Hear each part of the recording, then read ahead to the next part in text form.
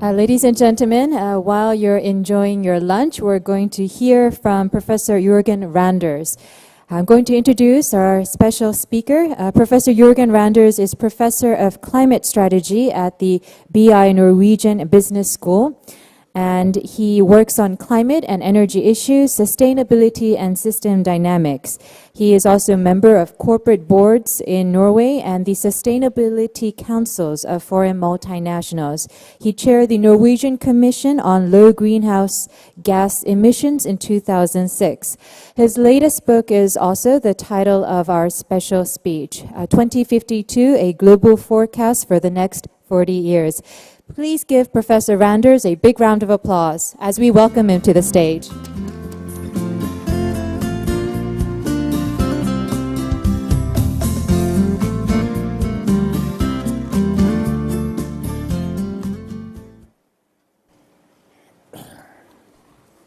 Good morning. Thank you first of all for inviting me back to Korea. I was last here 40 years ago, when your country looked like some of the pictures that we actually saw this morning, and I must congratulate you with the tremendous work that you have done in the past 40 years. But that's not why I am here. I am here to talk about the next 40 years. And my starting point is the following. I fear the fact that we, global society, is not going to do enough in order to remove poverty, nor enough to avoid plus 2 degrees centigrade in the middle of this century. And what I will do in my talk is to describe to you what future we will actually have to live through during the next 40 years. And I want to make my description of that future so realistic that I hope people will believe in it and actually go to the extraordinary effort which will be necessary in order to avoid the future that I am describing to you. My ambition in giving this talk is basically to strengthen the cause of green growth. You know, green growth is in reality the only solution to the challenges that humanity is facing on small planet Earth, possibly along with population decline, you know, a planned reduction in the size of the human population. So let's go. 40 years ago, just at the time when I last visited your country, my friends and I wrote a book which was called The Limits to Growth. This book contained 12 scenarios for the world future from 1970 to the year 2100. 6 of the scenarios were kind of sad scenarios, where there were problems arising in this century because of resource constraints, because of pollution problems, etc. 6 of the scenarios in that little book were positive, optimistic scenarios where humanity managed to create different forms or levels of sustainability during this century. The main point of the book, which arrived in 1972, was that at the time we did not know enough about the world and about the future to be able to tell which of these 12 scenarios was the most likely future for humanity. So all we could do at the time was to make the point that the world is small, that overshoot of global limits are likely within the next 50 years or in the first half of the 21st century, and that once in overshoot, physical contraction is actually unavoidable. Now we are 40 years down the line, 40 years into the 130 years that we spoke about 40 years ago. And now we know very much more than we did in 1972. And in fact, in my opinion, we know so much that it is actually possible to make a forecast, a prediction about what will actually happen over the next 40 years. It is not possible to tell what will be happening over the next 130 years, but the momentum of the Earth system is so heavy that it is possible, I think, to tell essentially the broad outline of what will happen during the next 40 years. So it is, in other words, possible to describe the global future that we, global society, will create for ourselves during the decisions that we will be making over the next 40 years. I have made such a forecast, and it is presented in the book called 2052. It is available in a number of languages. It appeared last summer, also in Korean. It is a report to the Club of Rome, much like the first report 40 years ago was also. And all the detail, all the numbers, all the models, all the mathematics is available on the book website, 2052.info. So you can go in and make your own forecast if you want to.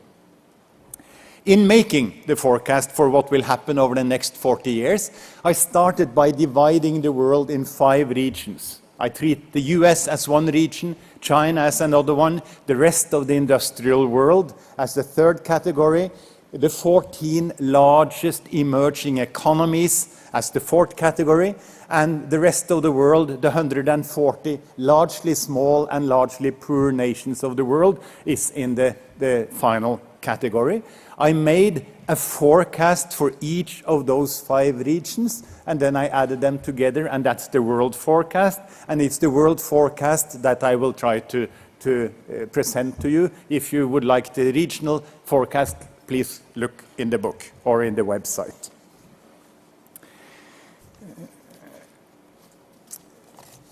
In very brief,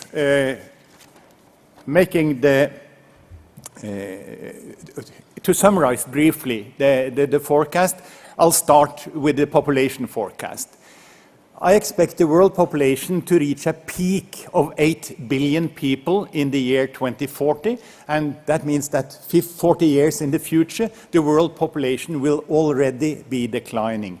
The reason why this is going to happen is that the fertility of the world is going to continue down. The women of the world in the rich world are going to continue choosing a job rather than having more children, and the women of the poor world, largely urbanized, will continue the dramatic trend towards fewer children because it is very expensive to have children in a slum.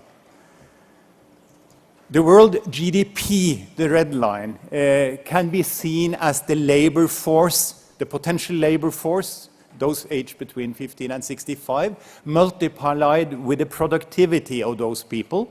And the interesting thing is that the growth in the world economy will be much slower over the next 40 years than over the last 40 years.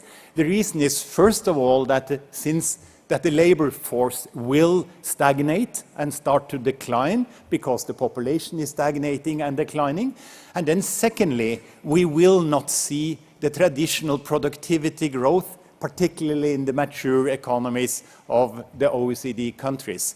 This is because we have already done the simple thing in the rich world. We have moved the labor force from agriculture into manufacturing, added capital, moved them onto simple office work, added computers, moved them onto services and into healthcare and into old care. And this task at hand in the rich world over the next 40 years is to increase the productivity in the very complicated services and social care sectors, which will not happen. And as a consequence, the world economy in 2050 will be only twice as big as it is today. It would have been 4 times as big if historical growth rates of 3.5% a year had continued. My third slide shows that total consumption in the world, which is the GDP less that part of the GDP which is invested in future consumption, that total consumption will actually level off before the middle of the century. And the reason for this is, first of all, that the world GDP is slowing down, the growth in the GDP, But secondly, and more importantly, that we, global society, will be forced, to spend ever more money on what I call repair. As the climate change starts to occur, we will have to rebuild the cities and the infrastructure that is destroyed by climate change. As we're going after more expensive oil and gas, deep offshore, we will have to spend more capital in order to get the next barrel of oil out. As we are investing heavily in pollution control, we will have to forgo consumption in order to increase investment. So there will be a significant increase in what I call non-discretionary investment over the next 40 years, which will squeeze out consumption. Global energy use will peak already in the middle, around 2040. The reason is that we will see continued technological development in the area of energy efficiency. The energy intensity of the economy, the energy use per unit of GDP, has come down dramatically over the last 40 years and will continue down, over the next 40 years. And as a consequence, when you multiply the GDP with the energy intensity, you see that we get a peak in the world energy use in the middle of or around 2040. And this decline, it is very important to remind you, will be seen very easily in a reduction in the use of the fossil fuels of the world. And that reduction in the fossil fuels of the world will be accelerated by the gradual introduction of renewable energy over the next 40 years. The renewable energy, the wind, the solar, the biomass, the hydropower of the world, in my mind, will constitute roughly 40% of the total energy supply in 2050 and will contribute to the fact that coal, oil and gas are being squeezed out. And as mentioned yesterday, this squeezing out is not because the lack of coal, oil and gas already booked in the accounts of the energy firms of the world is twice as much coal, oil and gas as is being used in this slide between now and 2050. So the asset bubble, represented by the booked value of the fossil fuels, is tremendous. Fourthly, once I know the energy consumption of the future, it is simple to calculate what will be the CO2 emissions of the future. This is the greenhouse gas emissions from energy use in the world. And as you see, it will peak in the 2030s, and by 2050 we'll be back to current day emissions. We will not achieve the ambition of most negotiators, which is to cut greenhouse gas emissions by 50 to 80% in 2050. My goal, my forecast is that we will actually cut zero. So we will be back to current day's emissions 40 years from now. The difference is, of course, that currently emissions are growing at 3% a year. In 2050, they will be declining at 3% a year. And then finally, it is of course possible, once you know what the CO2 emissions will be, you can calculate using the big computer models of the world what will be the future temperature. And my forecast is that the world temperature, which is currently plus 0.7 degrees centigrade over pre-industrial times, in 2050 will be plus 2 degrees centigrade above pre-industrial times. And if you peek outside the end of the graph, you will see that it reaches plus 3 degrees centigrade in 2080, and then it levels off at that level as the human GDP and human activity is declining and technology is increasing. So this is the forecast on the climate side, basically that we will blast through the internationally agreed danger level of plus 2 degrees centigrade in 2050 without much ado. So this is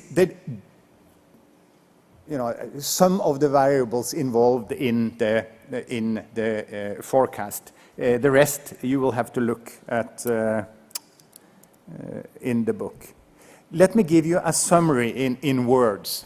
So basically what I'm saying is that the growth in the population and GDP will stop by itself over the next 40 years or 50 years, but not fast enough to avoid a climate crisis. So we will see a slowdown, but it is not fast enough to avoid an overshoot in the climate gas emissions.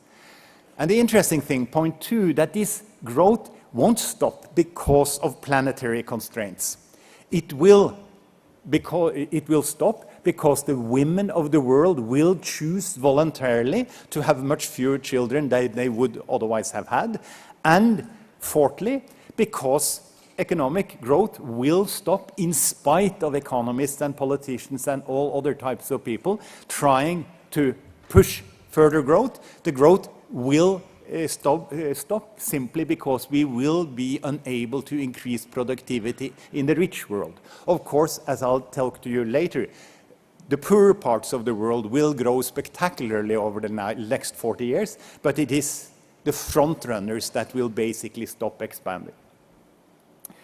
And then, fifthly, very important, because of the slow growth, there will be much more poverty in 2050 than most people expect. First of all, in the poor world, that hasn't developed much, but also, interestingly, in the rich world, where the distributional inequity, which is increasing dramatically as we speak, will be even deeper at the time because of the slow growth and the increase in unemployment tendencies as a consequence. But the good news is that as a consequence of the GDP being much smaller in 2050 than most people think, there will be no resource shortages. There will be enough energy, and there will be enough food, and there will be enough water, and there will be enough lithium for the electric cars, batteries, etc. The demand for resources in 2050, in my forecast, is roughly 1/2 of the demand, which is generally assumed. And with this 1/2ing of the demand, supply will suffice. On the other hand, there will be ever more frequent, scary, and extreme weather events. This is the consequence of the increase in the temperature. We will get more droughts and more cold winters here and more warm summers here, etc. And the danger is, of course, that we, global society, will trigger self-reinforcing climate change in the second half of the century if the tundra melts. But we do not know yet whether the tundra will melt at +3 degrees centigrade or not. It is important, number 8, to stress that consumption will decline because we will have to use more capital and more labor to fight depletion and pollution and to repair climate damage. You saw an example of this in the United States of America, who is not willing to spend money up front in order to reduce emissions, but once the hurricanes strike New Orleans or the New Jersey coastline, one has to spend the money rebuilding and redoing the damage. So it's the same money spent after the fact rather than spent before the fact.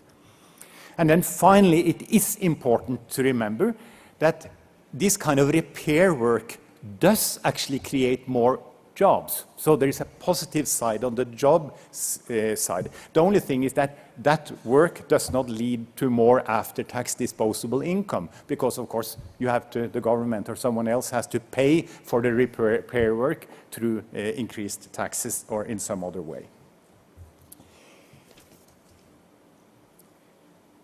So basically, the future will resemble what we called scenario number 2 in 1972. At the time, we called this the pollution crisis. It was not the resource crisis, it was not the food crisis, it was the pollution crisis, and it is with long-lived CO2 as the persistent pollutant in the system, which overshoots. This is the global average.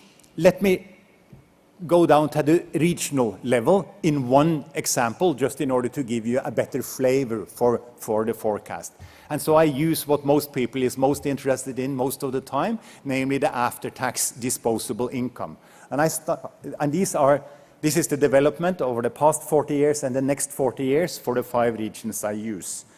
The top is the United States of America, which has achieved impressive growth in the productivity. It's the most productive economy on the surface of the earth. The output per person year is the highest.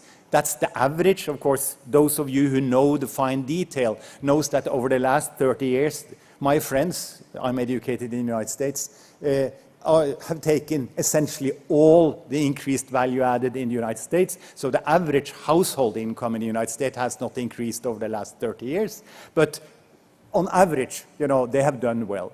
Over the next 40 years, I think that the average income in the United States will decline slightly. Why will this happen? Well, first of all, because the United States is the most mature economy on the surface of the earth. They have already moved most of their labor into the sectors where it is very difficult to increase productivity. Secondly, the United States of America has a tremendous external debt, primarily to the Chinese, but also to others, which needs to be repaid, which will require a restructuring of the American economy at large scale.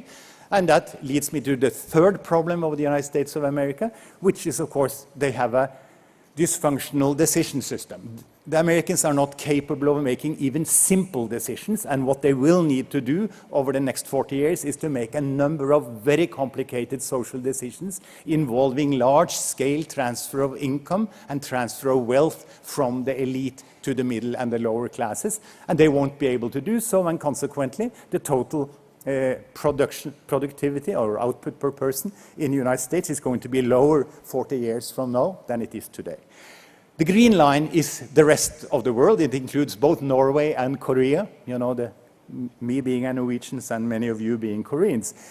Basically, it's the situation for the next 40 years will be more or less the same as it is today, because of the same reasons as in the United States.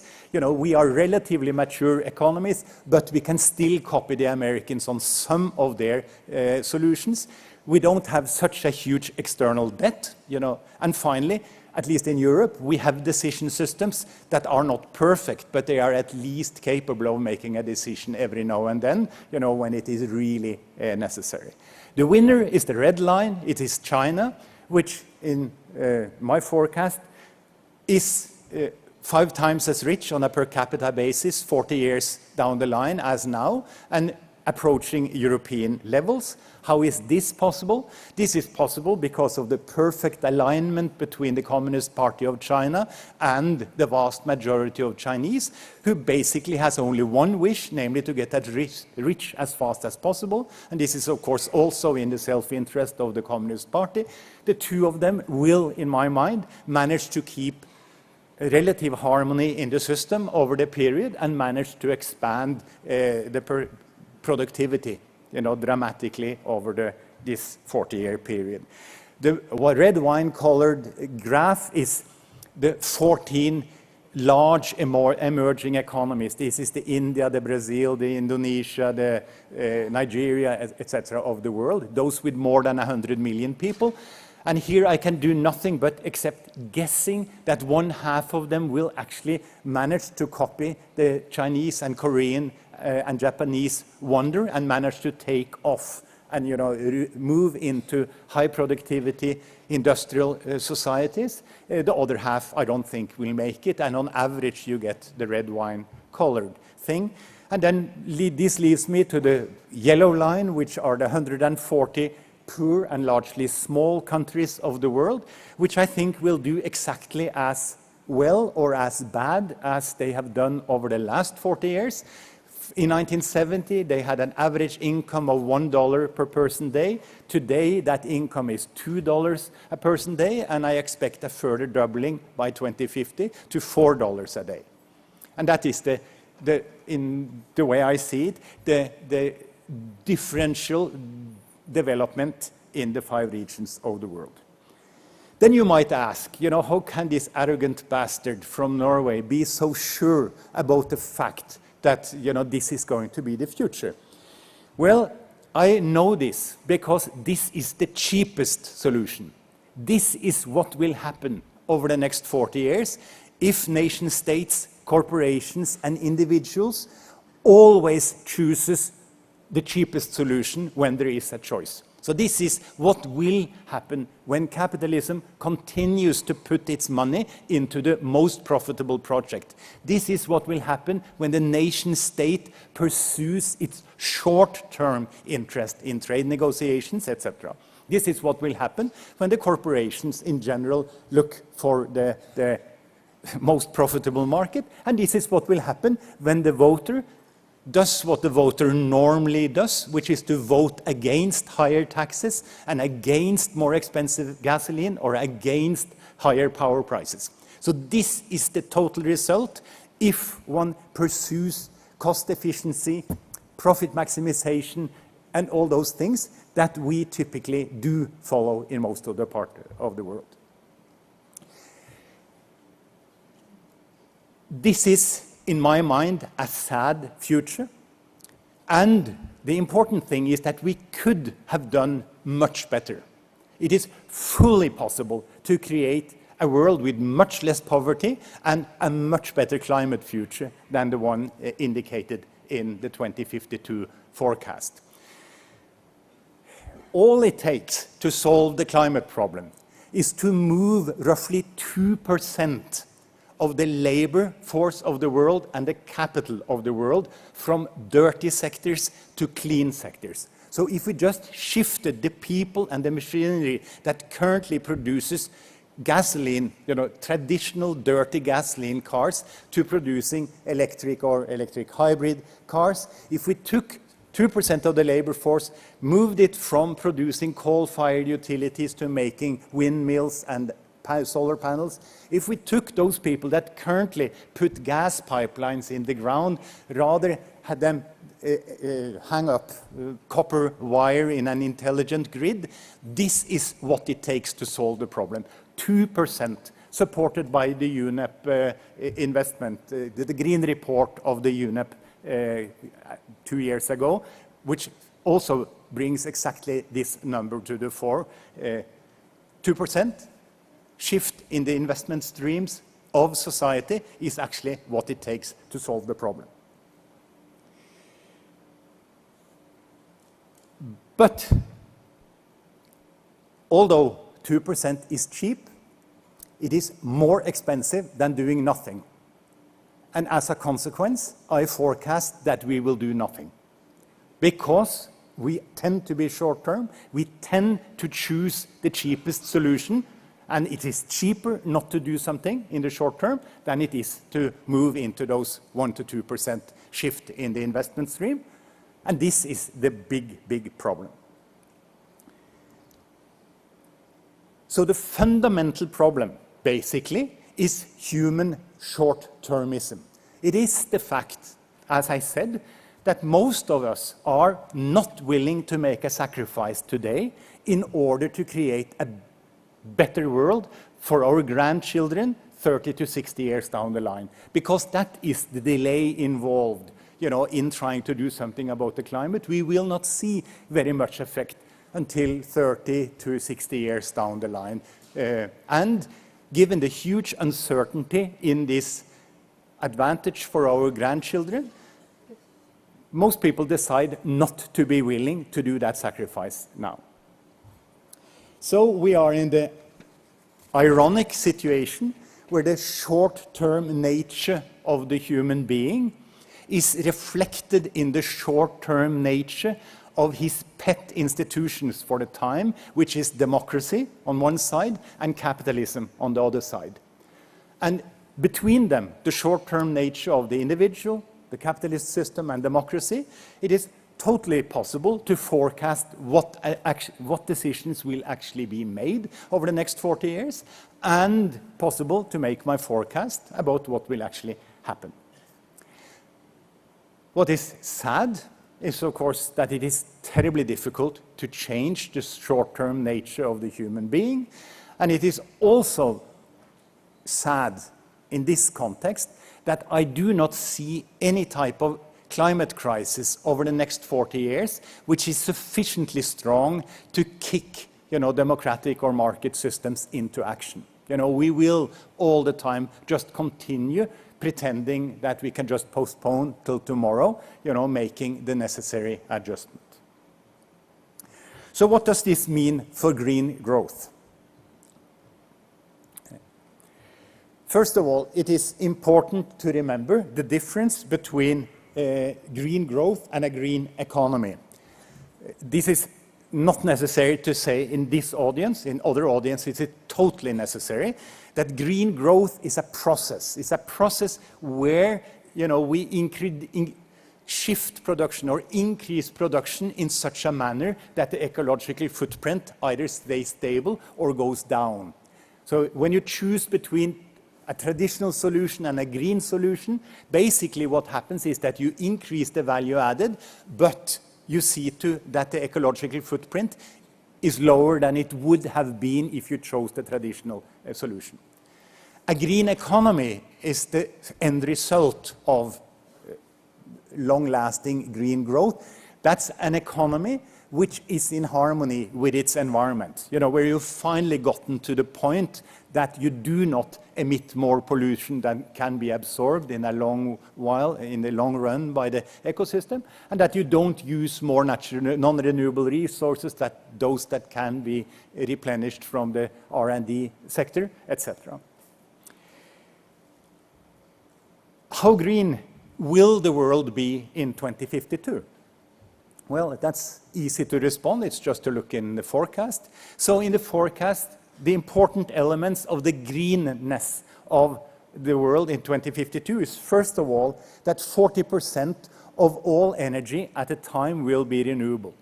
We will not, sadly, be at 100% renewable, which is technically possible if we decide to do so, but we will be at 40% renewable, still burning coal, oil, and gas to run 60% of the economy. Then energy efficiency will have advanced significantly. We will use of the order of 30% less energy per unit of GDP through hundreds of thousands of individual actions in the corporation, in the household, in the nation, wherever. The sum of this will be this type of activity, intensity reduction. Then we will also gradually, against the forces of the economy, of economics, move wind, solar, bio into the market so that we will have 30% less CO2 emissions per unit of energy use at the time. Fourthly, my estimate is that a full 12% of the GDP will at that time being non-discretionary spending. Things we have to do at the time in order to counter depletion. That means you have to pay us Norwegians in order to get access to very expensive oil from the deep Arctic, which costs much more to develop than the cheap stuff that you will be using until then. Pollution, we will at that time have pretty impressive anti-pollution equipment installed in most of the rich countries, including at that time China. This costs, and the cost is included in the non-discretionary spending.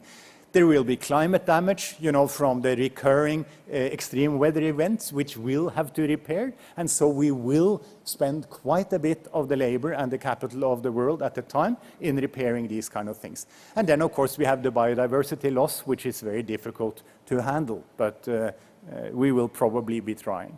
And it's important to make the point that green growth over the next 40 years will lead to these tremendous results. This is a fantastic feat. It's a huge change from today, but it is not enough.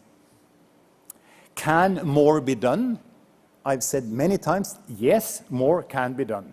It's fully possible to boost green growth and try to solve the problem fully rather than only partly, as is what we will be doing. And it is important to say very clearly that this means in practice only one thing. It means to convince society to choose greener solution even when they are more expensive than the cheapest solution. You know, the financing and innovation discussions I've been listening to here, you know, they never get around to saying the obvious fact that the green solution is normally slightly more expensive than the cheapest solution, and that's the reason why it is impossible to get large-scale finance into these sectors unless you're willing to subsidize or legislate or do something in order to force the money into that type of activity. It's the lack of profitability, it's the lack of, it's the lower returns, etc., which is the main obstacle in a society which is essentially geared on maximum returns in the short term. And this leads to my point number 3, and where I've tried to find new names for these things in order to try to make the point. It requires that we global society, particularly the rich, you know, do more mission-driven investments that we do at the cost of profit-driven investment. So instead of letting profitability be the only guide to the investment flows of our society, we need to move back to the type of thing that most economists and all liberal market fans dislike the most. You know, we need to pick the goal. Society needs to decide what needs to be done and then put the money where they believe the solution is. So this is more mission-driven investment and less profit-driven investment. And then I add point number 4. This is easy to say and totally impossible. Sorry, that's a little too strong. Very difficult to implement in society because of short-termism, because, of course, most people are looking for the highest return in the short term.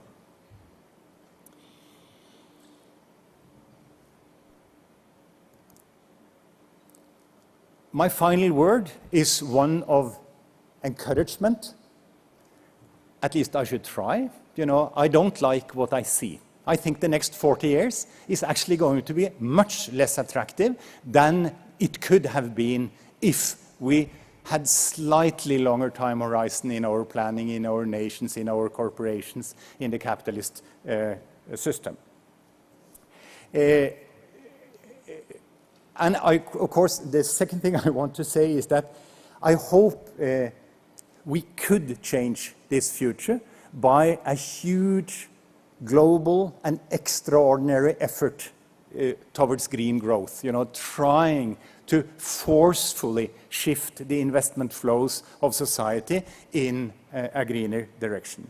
And then finally, to say that I would, of course, be absolutely delighted if my arrogant and cocksure style could irritate some of you sufficiently to actually start acting differently just in order to make me wrong. Thank you.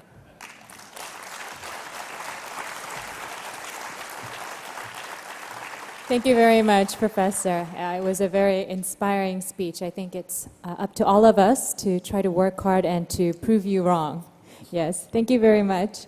Would you like to? Yes. You don't want to take questions?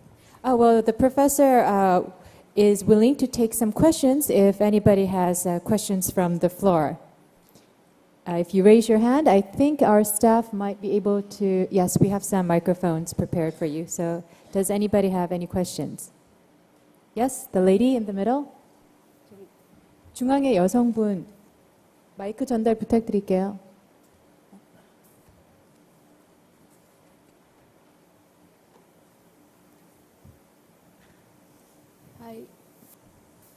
Hi, my name is Shelly Kedia, and I'm a researcher with the Energy and Resources Institute based in New Delhi.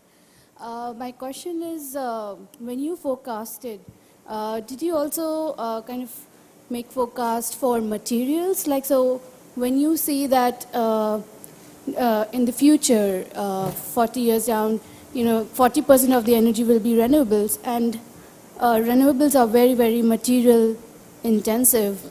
Be it, I mean, not only lithium, you did mention lithium, but there are raw earths, So what is it? Any comments on that? So that's a very valid question. Did I look at resource sufficiency when I made this forecast? And the answer is yes.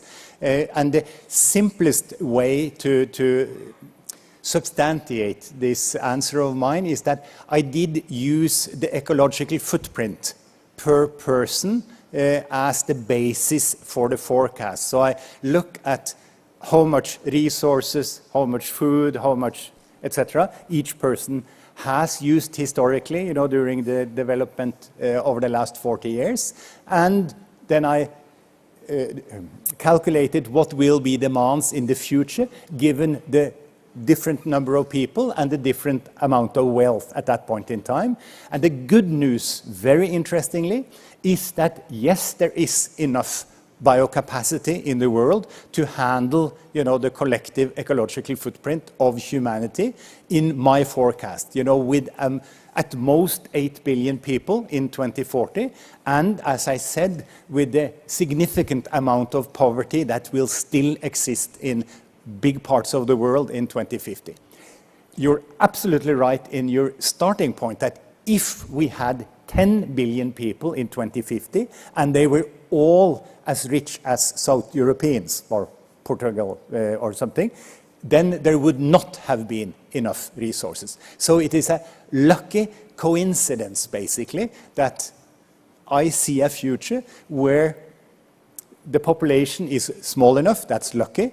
I also see poverty, which is of course not nice for the poor, but it means that the total footprint will actually develop much more slowly than you think. Thank you. I think we had a second question, gentleman in the middle.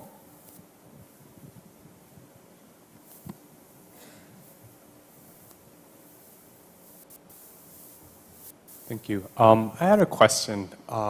Looking at your slides and your discussion, your speech today, it made me think of how the advanced countries, rich countries, support developing countries right now, especially in the area of energy. Most of the ODA right now goes towards non-renewables, and a smaller amount goes to renewable energy. I was wondering if you knew why this persists, despite the fact that advanced countries proclaim that green growth or sustainability is one of their goals. Yet another good question, and if I had given my talk where I give recommendations at a detail level, you would have noticed that this is my number 3. Which is basically that what the rich world ought to do on this score, on the energy score, is that they should convert the development aid that is currently being given into a large-scale program of supporting a low-carbon energy system in the third world. So basically, instead of doing what we're currently doing, we should be building, or we, then I speak on behalf of the rich world, and Norway, should be building windmills and solar panels and sustainable biomass and sustainable hydro plants in the third world, and giving it away, basically, in order to help them not having to make the short-term cheapest solution, which is coal. And that's, of course, why most of the aid currently goes into fossil fuel type of plant, is of course that this is the cheapest solution, and everyone is typically most interested in what is cheapest in order to get as many kilowatt hours as possible per $1 million of investment. But you're right, this is what one should be doing. All right, I think we have time for, yes, one last question. The gentleman up in the front.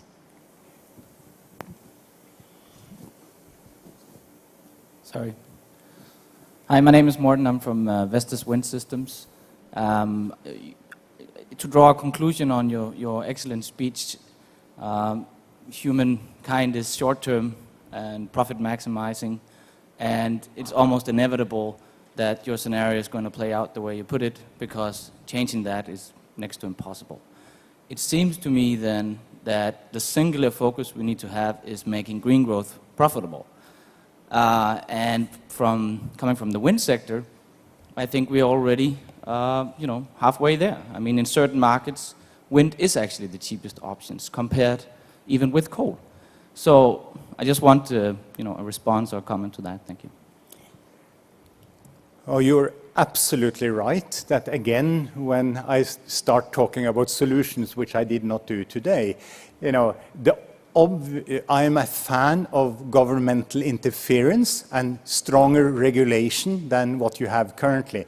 And clearly, what ought to be done, and which is wise policy in my mind, is for the government to regulate the energy environment in such a way that the renewable energy sources become the cheapest ones, seen from the investor and from the consumer point of view.